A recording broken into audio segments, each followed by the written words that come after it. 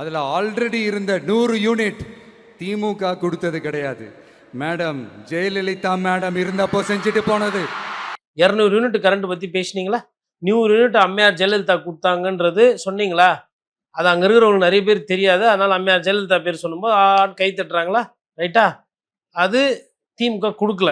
அது வேறு சப்ஜெக்ட். நான் என்ன கேட்குறேன்னா, நீங்கள் மாதம் 200 யூனிட் பேசுனீங்களா இல்லையா? இப்போ மாதம் 200ன்னு பேசினா மாதம் 200 யூனிட்டா, இல்லை 2 மாதத்துக்கு ஒரு வாட்டி 200 யூனிட்டா, 500 யூனிட்னு குறுக்கில் வச்சு ஜனங்களுக்கு பெருசாக உதவி கிடைக்காம பண்ணியிருக்கீங்களே, அதை ஏன் விளக்கமாக சொல்லலை? விமர்சனம் ஆயிருக்குன்னு தெரிஞ்சுதுல. அப்போ 200 யூனிட் விமர்சனம் ஆயிருக்குன்னு தெரியுது.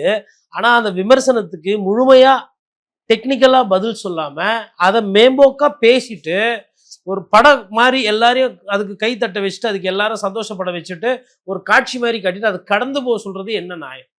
3.3 கோடி கஸ்டமர்ஸ் இருக்கிறாங்க, பயனாளிகள். அதாவது கரண்ட்டுக்கு பயனாளிகள் சொல்ல முடியாது, கரண்ட் யூஸ் பண்ணி காசு கட்டுறாங்க.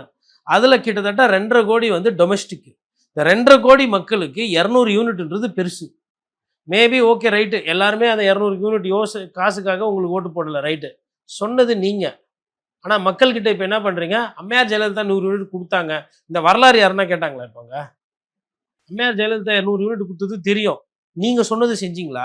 அவங்க மாதம் மாதம் கரண்ட் பில் வரும்னாங்க, ஆனால் அவங்க பண்ணல, அவங்க கரண்ட்டு கொடுக்கல, கரண்ட் விலையை ஏற்றி விட்டாங்க. நீங்கள் என்ன பண்ணியிருக்கிறீங்க? இப்போ நீங்கள் வந்து 200 யூனிட் சொல்லிவிட்டு 500 யூனிட்னு கேப் வச்சுருக்கீங்களே, அது வந்து நீங்கள் சொன்னதை விட அதில் ரொம்ப கம்மியாக தானே செஞ்சுருக்கீங்க. பயனாளிகளோட எண்ணிக்கை ரொம்ப குறைவாக இருக்கு. அங்கே உட்காந்துக்கிட்டு விவசாயிகளோட பிரச்சனைன்றீங்க. விவசாயிகளோட கடனை முழுவதாக ரத்துன்னு சொல்லி பேசுனீங்கல்ல, விஜய் சார் தானே பேசினாரு. அதை ஏன் டீட்டெயில் சொல்லல? அதில் ஏன் ஸ்லாப்பு போட்டிங்க? விவசாயி கடனில் வந்துட்டு 95,000 கட்டணமா, 5,000 ரூபா தள்ளுபடியா, 1,00,000 ரூபா கடனுக்கு 95,000 ரூபா கட்ட தெரிஞ்சவர் மொத்தத்தையும் கட்ட மாட்டாரா? ஏன் இதை ஏன் விளக்கமாக இப்போ நான் வந்து இவர் சொன்னதுலேருந்து ஆக்கப்பூர்வமாக பேசுகிறேன்.